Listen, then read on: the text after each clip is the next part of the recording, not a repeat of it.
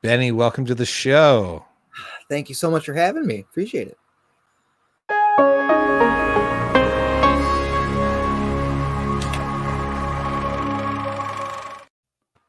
All right, we're going to talk animation today, which is fascinating to me as somebody who has never made an animated project in my own film life, but curious to give it a go.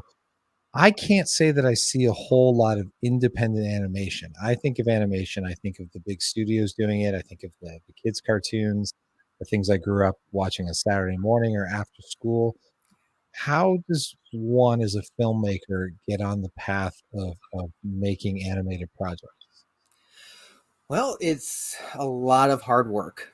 I spend probably 10 to 14 hours a day working on stuff.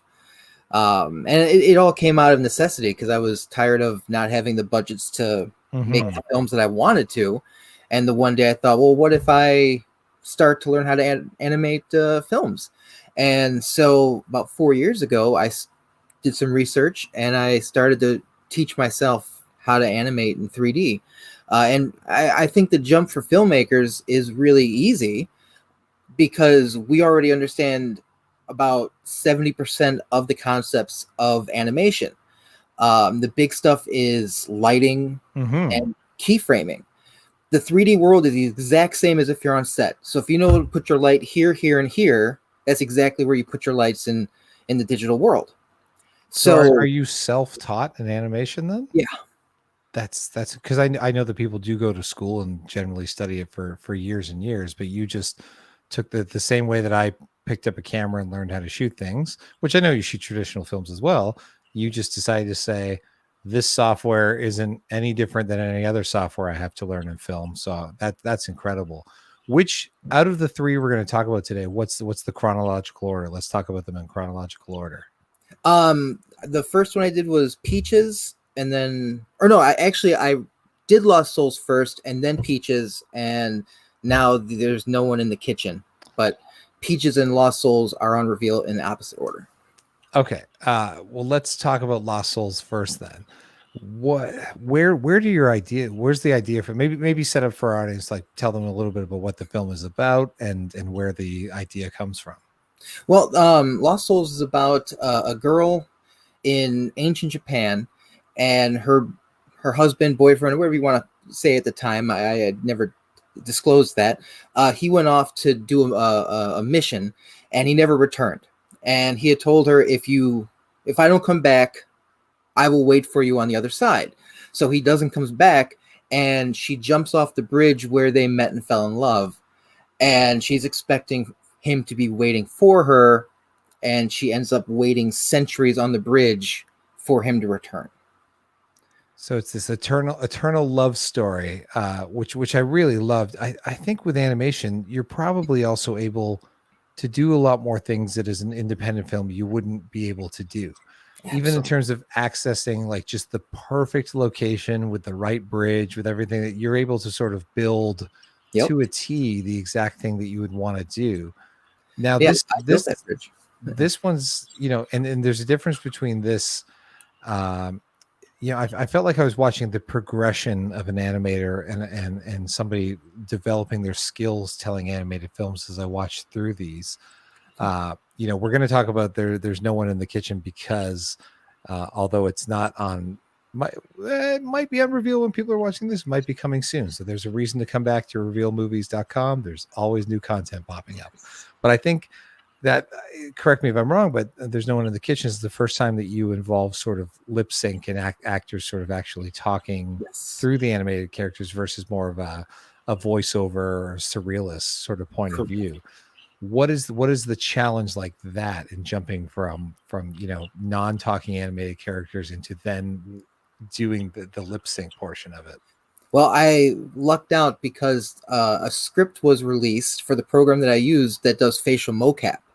So what I was doing was I'd have the audio from the person on my Premiere timeline, and I had the app on my phone propped up next to me, and I was acting out everything that the characters were saying and doing, and that just automatically got put onto the character itself. So eventually you'll get to a point where you'll have some sort of system at home where you could ideally just have your actors, when you're recording the Mhm. dialogue, also record like an independent version of the mocap we see for Thanos or the apes in Planet If of the Apes, or if I could afford a Roku suit, I'd already be doing full blown mocap in my house. I I feel like we need to campaign to have Andy Serkis just give you one and mentor you one. Like, the man must have an extra one or an old one lying around he doesn't use anymore.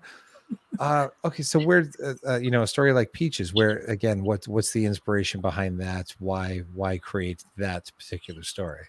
Well, in November, it was Movember. I don't know if you know what that is or not, but that's Men's Health Awareness Month. I participate by donating to other people's campaigns. I shan't ever grow a mustache myself because it is terrible. I did it once and never again. But the program that I use for animation, which is called Daz 3D, they were having a Movember contest where they wanted you to do either a still render or an animated short that highlighted men's health awareness. And I figured with the pandemic, I know suicide is sadly on the rise and stuff. And so I decided to take suicide prevention as the theme for my short film. And I, from start to finish, I did that short film in three weeks. So that was You all. made an animated film in 3 weeks. Yeah. I I can't even imagine. I know the pains of what goes into making like a narrative short film and in any other form, which is I guess there's sort of equal but different production and post-production issues. I guess I guess again, because I haven't done animation. Animation to me just feels like it takes a lot more time. Maybe traditional 2D animation Oh, yeah. specifically takes more time. 3D anime. I guess I'm not aware that the software is getting that much faster, and a home computer or a laptop now can render what would have taken, say, Pixar 20 years ago months with a massive render farm. This is I, you're blowing my mind as a filmmaker talking to you about this. three it, weeks start to finish. So how is there a difference in creating the sound designed post audio for an animated film versus a traditional film? I think it's 1,000 times easier because you don't have to worry about onset audio or location audio. There's none of that. The person is recording it how in their closet or whatever, and you have full control over everything. So you're starting with absolutely nothing, and you watch the film and you're like, all right, well, I think I need this here, and you just start building it up. And so as long as you have a sound effect library or a Zoom recorder and can go out and do whatever you want, I think the sound is way easier. You just need to figure out how to mix things together. I think animation is also, it feels more universal, globally from country to country, that people are willing to watch an animated film that isn't necessarily in their native language, Mhm. especially in the styles that you've done where you don't, have the lip sync. Because, I think one of the people that I hear say that they have frustration with reading subtitles, it's that they feel they're missing the picture because the subtitles are at the bottom and they can't always like engage in the movie as much. But I think with animation, there's just something about it that we're a little less precious about needing to see every detail of mouths moving.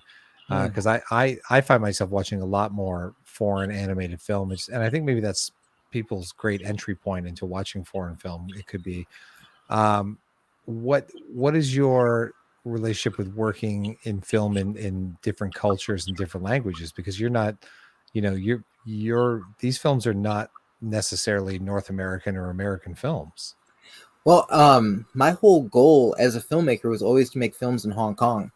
That's the cinema that I fell in love with, and that's always my goal. I've got, over 1,000 Hong Kong DVDs in my room. Like I just amassed that collection, and it all started with Rumble in the Bronx from Jackie Chan.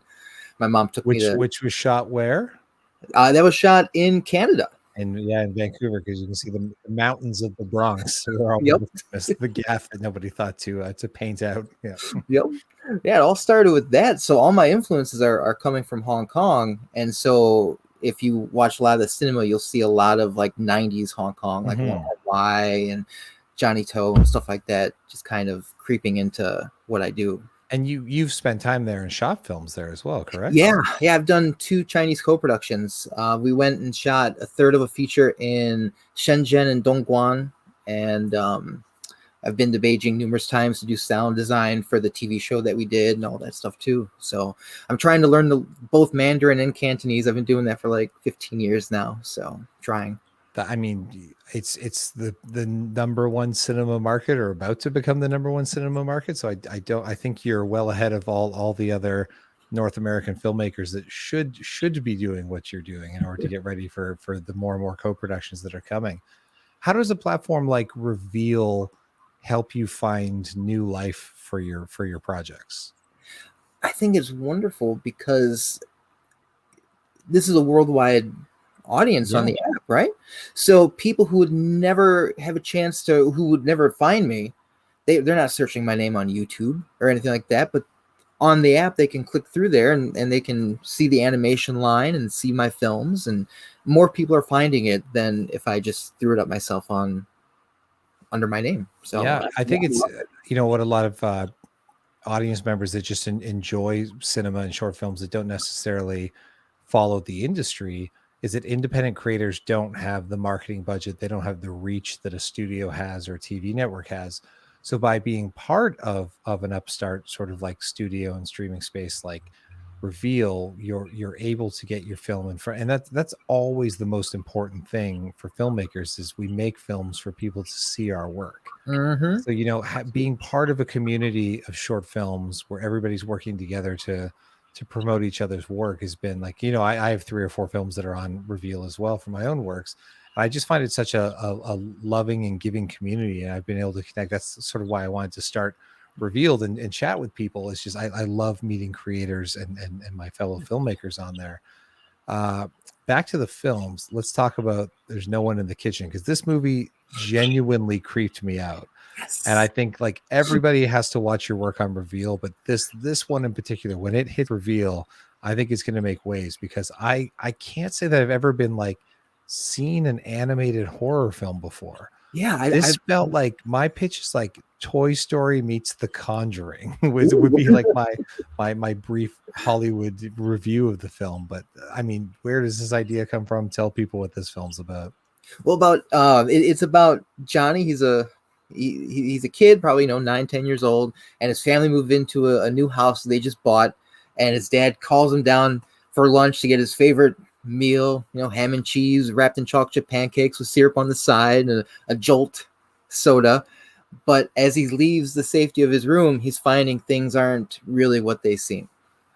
It's yeah, you can't say too much without giving it away, but man, there are some good jump scares in this, and genuinely creepy, and like horror through kids' perspective. Usually it's more so about creepy kids. That's the thing, Right. the ghost child, the possessed child. But this is the opposite, where you've it's more like in line with like a Monster Squad or Stranger Things vibe, where you're looking at the world through this young character. And imagine your parents maybe not being your parents. Like that would do some psychological damage. Who does the music on your projects? Is it always the same Oh, composer? I use audio blocks. You source your music through Audio blocks incredible. and It the it sound effects. it fits your work so perfectly. And this is I think sometimes people have like a negativity or a blase look at what we call canned music. So for our Mhm. audiences out there, there are libraries of music that you can subscribe to, or you can pay to buy individual tracks of pre-existing music that composers have made and then license out to independent filmmakers. I would not have guessed that for all the world. Like it really feels like music that is designed specifically. So let me ask that then, for animation, are you finding the music before you animate, knowing that that helps you build the flow, or do you find your score later? I find it all later. Okay, so Yeah. you're doing the traditional, you're editing it together, and then finding the music that matches it. Yeah. The one nice thing about doing animation though to save time is I'm not doing sound design when the whole thing is done. Because I find that a huge daunting task if I'm sitting and looking at 3 minutes of I have to put things Yeah. together. So when a shot's done, I place it where it's supposed to go in Premiere, and I'm already finding the sound effect just to put it in. So I'm doing very little bit at a time. So the Which music I do. probably that probably helps inform the next shot and the next shot and the next scene, sort of by having some of that. Because otherwise, I guess versus traditional film where you at least have the sound that's recorded on set, you just have a blank image, so you almost need some of that sound context to figure out. Yeah. So you're literally building the world from the ground up for every single Yeah. piece of sound design and effect. I mean, this is incredible. I think. I mean, are anything coming up that you're working on that you can tell us about? Yeah, I'm actually started my first animated feature film called Sweet Wow. Sorrow, and it's a script that I wrote like 10 or 11 years ago, and I always held on to it because I said this is the film that I want to make, but I don't want to cheap out on it. There's so much Yeah. involved in it. It's a total mind meld type thing, and I did not want to do it on a low budget, so I held on to it. And then I reread it in October, and I was like, now's the time I can do this film.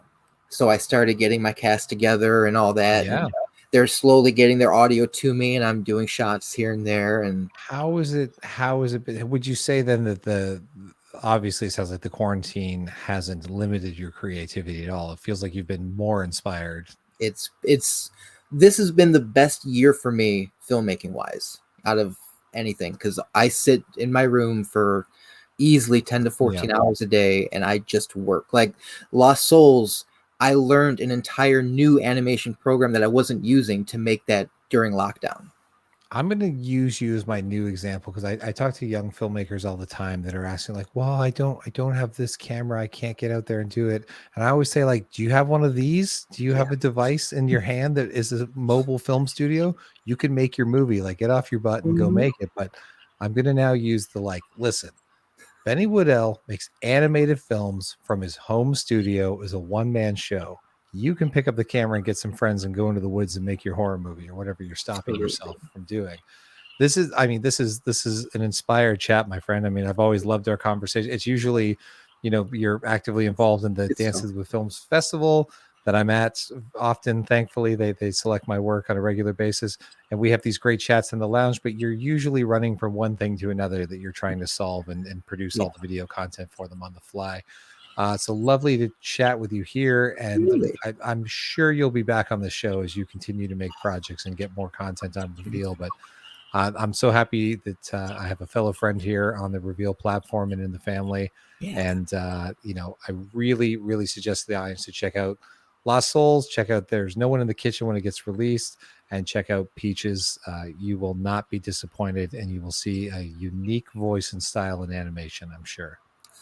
Thank you so much for having me, and thanks for Reveel'd for doing this. Well, I'm just the host of this one little segment, but yes, we all thank Reveel'd for existing and giving us a chance to share our work with the world. That's what are films if without an audience? They are not much. All right, my friends, have a great day. You too. Thank you so much.